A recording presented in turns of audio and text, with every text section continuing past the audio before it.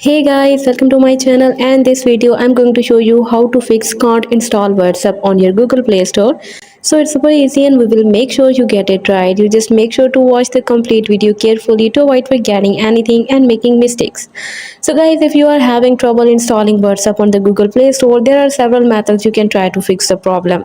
First of all, you have to clear the cache and data of the Google Play Store. So go to your device setting. Now you have to search for the apps. Tap on the manage apps. Now search for the Google Play Store. Tap right here on the Google Play Store. Now you have to tap on the storage and you can see clear data. So you just have to tap right here and clear the data. Also guys, you can check your device storage space. So go to your device setting and tap on the storage. Now search for the storage.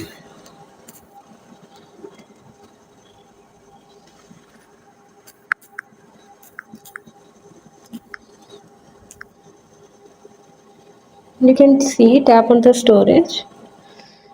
And now check if you have enough space to install the WhatsApp, and if your device is running low on the storage, try deleting some unnecessary files or apps to free up the space. And also guys, you can check for the software updates. So go to your device setting, then search for the system or the software updates.